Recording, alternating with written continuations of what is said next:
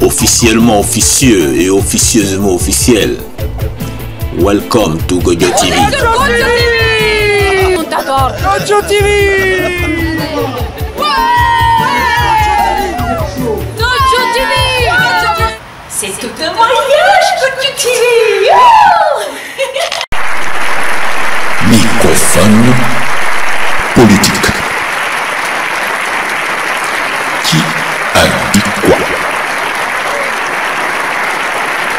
Qu'elle loge pas le peuple, alors ça veut dire que la garde républicaine, elle fait pas son boulot. Hein. Elle fait pas la République qui protège le peuple, quoi. Donc voilà. Hein. Non, mais même, j'ai rien contre, hein, surtout. On ne veut pas payer de loyer, mais on veut toucher les APL. On ne veut pas payer de loyer, mais on veut toucher les APL. Social.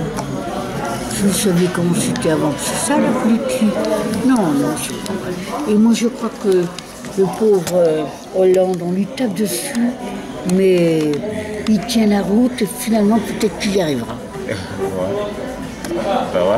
De toute façon, il a 5 ans à faire avant de penser à autre chose. C'est que la terre, elle est tout, elle ne s'agrandit pas, la France non plus, mais il fallait que tout... Et la population. Et d'un autre côté, on fait tout pour que ça grandisse la population.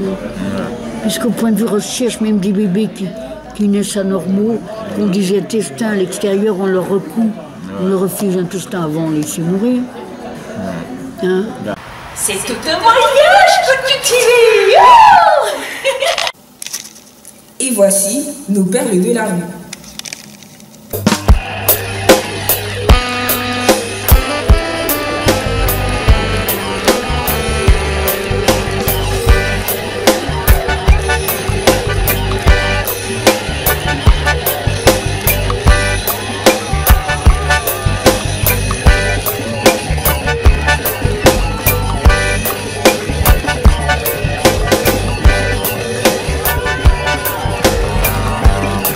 Ton show.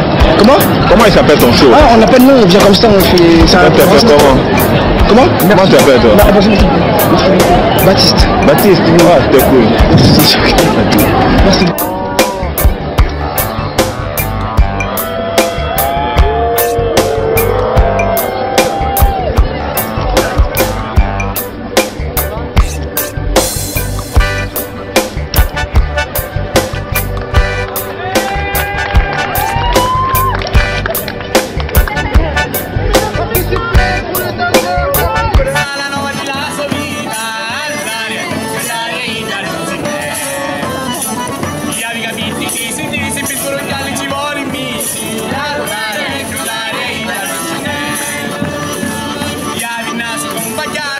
Name of your band. La nostra band, our band, s'appelle Il Pacino. Sto scherzando, scherzo nel senso. Il nostro gruppo, our group, name was, vabbè, Carosiddi e Picciriddi. Carosiddi e Picciriddi, yes. Okay. From Sicily, Catania. Okay, thank you. Bye. Chiami una planta come una ultima quando cammina a fare le raccolte. Chiami coscia cucitato quando cammina a salire a lato. Chiami rinocchia a chigninino quando cammina a passire no. Ho un corso di pizza ma in terra una munizza.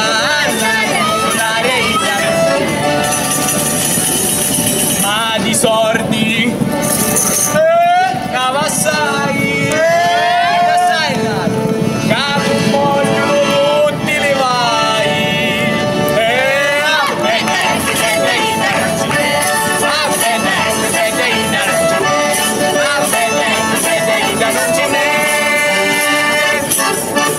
ma che bella signora, i sordi sono tutto nella vita.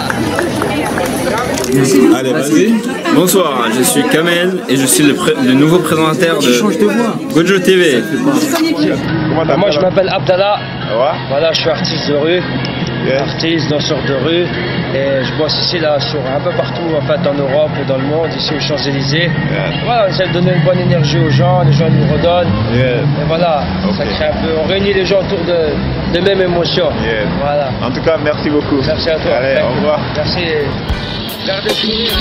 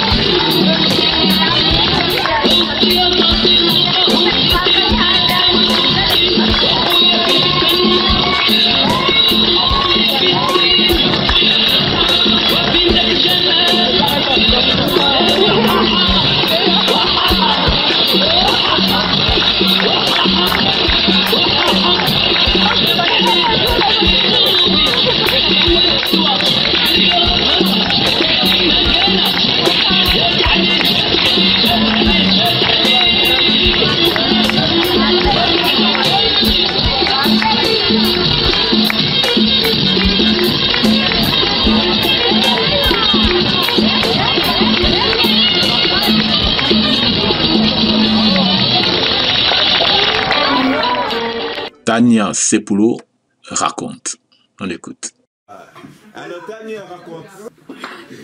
Alors c'était quoi? C'était où? Je voudrais raconter une histoire du Maroc. Vas-y. Oui, alors, un jour j'étais au Maroc et j'ai rencontré un monsieur de Philippines avec qui on a parlé un petit peu et il m'a demandé qu'est-ce que je fais dans la vie.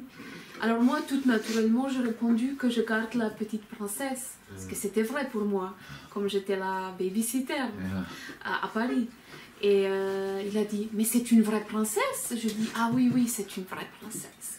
Et il a répondu, je savais pas que la France est un royaume. Je n'ai rien répondu.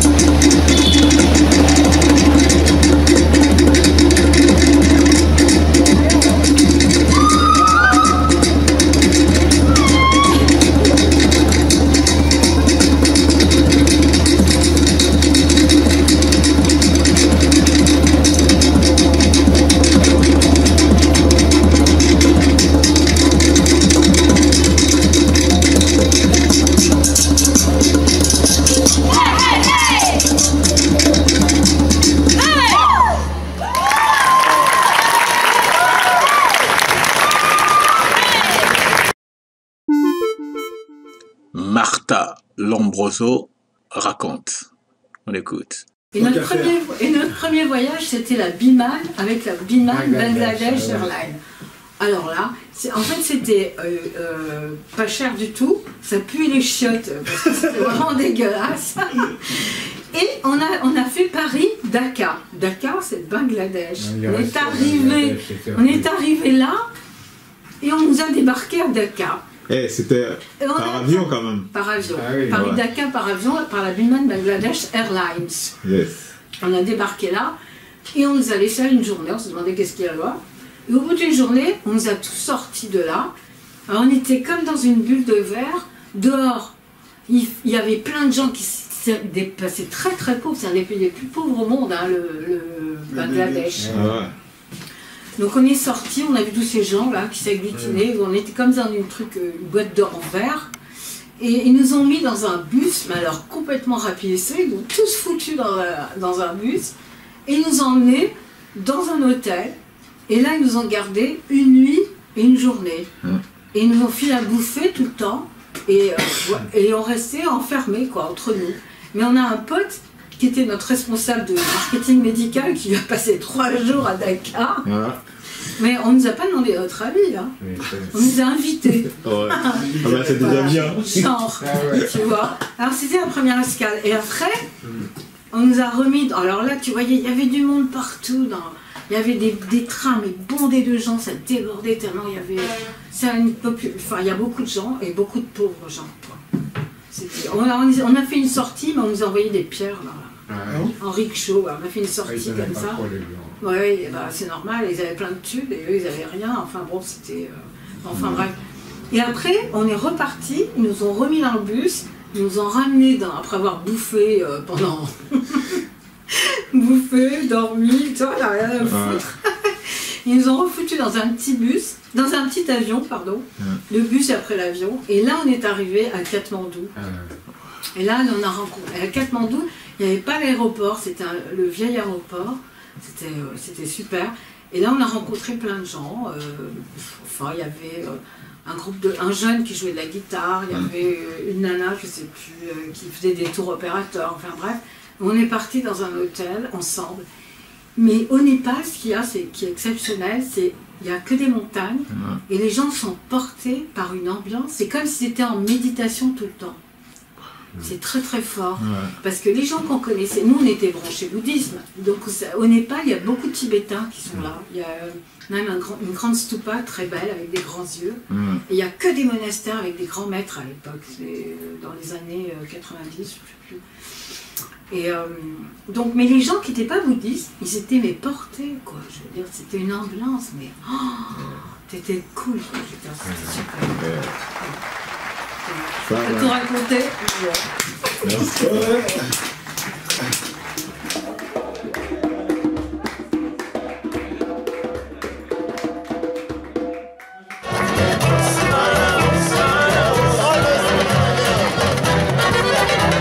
Comment c'est le nom de votre groupe là? Ojila. Ojila. Ça veut dire le chant de l'âme. Waouh, c'est beau ça. Ça. Ojila. D'accord. Ojila. Monica. Ojila. Vous êtes serbe?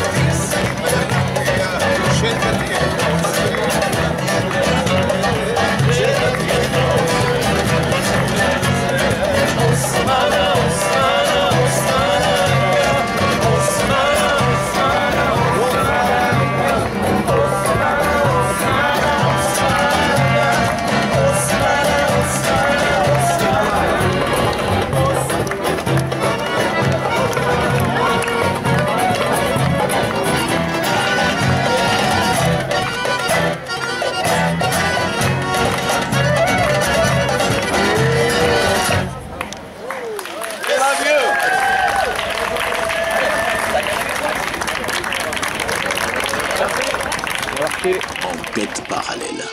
Aujourd'hui, je parle vélo. Je vais plutôt vous montrer des images de la convergence francilienne décembre 2015. Allez, c'est parti. qui peut y participer? C'est tout francilien, hein, sachant faire du vélo. C'est tout simple. La participation est gratuite et ouverte à tous. Bon, alors, il faut venir avec son vélo en état de marche. C'est normal, hein. Et votre pique-nique, hein, si vous voulez bien. Mais le plus important, c'est venir avec la bonne humeur. S'inscrire, comment s'inscrire? En fait, c'est pas nécessaire. Il suffit juste de se rendre à l'heure au point de rendez-vous le plus proche de chez vous. Comme c'est dit, les capitaines vous accueilleront. Voilà. Non. Et puis après c'est vers la fin, donc après la grande balade, voilà, le point final c'est aux Invalides, et là c'est le pique-nique géant, hein, qui vous attend avec des danseurs. Voilà. Je crois que c'est tout. Et sinon, si vous voulez des renseignements, parce que c'est chaque année, hein, cette année je crois que c'est en juin, le prochain. Donc vous tapez juste Convergence francilienne 2016. Vous tapez Convergence francilienne 2016 pardon, et puis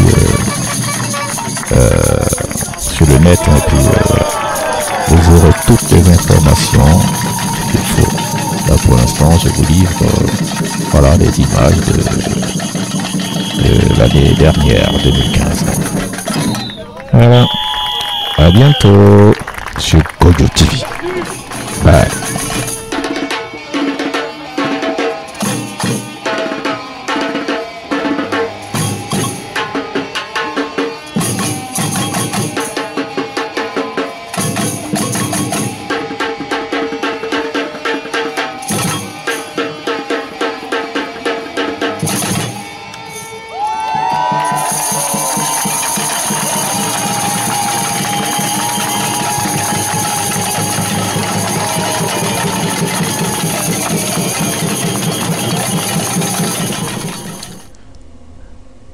La faille. Qui est où chez qui? Très bonne question qui mérite d'être posée. Vous êtes à Transmission, le journal officiel de www.web. La faille. L'amour est éternel. La place que nous occupons aujourd'hui sur le web était occupée par quelqu'un d'autre hier. Et cette même place que nous occupons aujourd'hui sera occupée par quelqu'un d'autre demain. Nous le savons bien. Nous sommes éphémères. Il n'y a donc pas lieu de nourrir la haine. Car celui qui chasse aujourd'hui sera chassé demain. C'est la loi de la nature. De la maltraitance. Si je veux appeler les choses par leur nom. Mais ça, c'est pas mon rôle. Bon, bientôt, parle-moi du manuel d'abord et de l'actualité ensuite. Un manuel d'histoire, c'est un manuel pédagogique qui est découpé en 4 périodes. Donc la préhistoire, l'Afrique impériale, le déclin et l'Afrique contemporaine. Donc c'est un outil qui est novateur. Il est très coloré. Il y a des images, des illustrations, des cartes, des frises. J'ai pensé aussi aux jeunes qui ne lisent pas forcément beaucoup, donc j'ai fait un système d'encadré. Donc ils peuvent se repérer dans le livre avec des encadrés.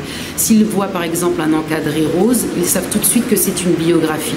S'ils voient par exemple un encadré vert, ils savent tout de suite que c'est une définition, etc. Donc ça permet d'avoir 3 systèmes de lecture. Un système de lecture, si on peut dire entre guillemets normal, page par page. Un deuxième système de lecture où on peut lire que des bribes, donc des encadrés. Et un troisième une troisième du moins vision de la lecture, c'est de lire avec les illustrations. Donc les parents peuvent regarder les illustrations avec leurs enfants et en parler. Donc le 30 avril 2016, il y aura un événement pour la sortie du fichier d'activité. Donc ce sera le premier fichier d'activité qui concerne les enfants de 6 à 9 ans. Donc on va reprendre les 8 chapitres qu'il y a dans le livre, sauf qu'ils vont être faits d'une manière ludique, donc pour les enfants de 6 à 9 ans, à travers différents jeux, des coloriages, des mots mêlés, différents jeux. Voilà. D'accord. Alors donc pour te trouver, on va sur ton site. Voilà, on va soit sur mon site ou soit sur ma page Facebook, l'histoire de l'Afrique et de sa diaspora. Ok. Bah écoute, je te dis merci Elissa. Merci à toi. Merci à GoJo TV. Et bonne continuation. Merci. Au revoir. Au revoir. Et maintenant, derrière cette porte, la majorité invisible.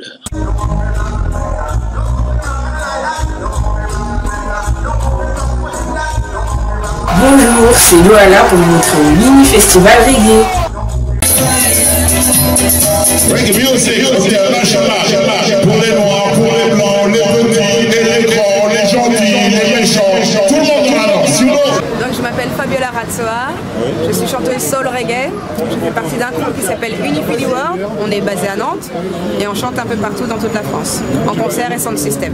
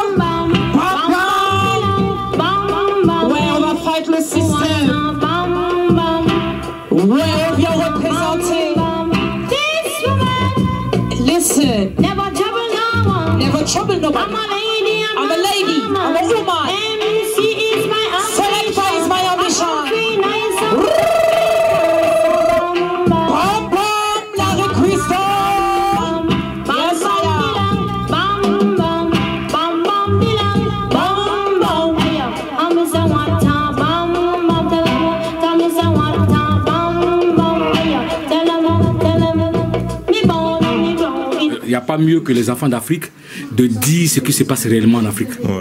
Parce que les Bob Marley l'ont fait, c'est des enfants d'Afrique loin de l'Afrique. Ouais. Donc les enfants d'Afrique de l'Afrique doivent pouvoir prendre la relève et dire et continuer le combat de Marley. Obligé. Je pense que c'est ce que nous sommes en train de faire. Et j'allais poser une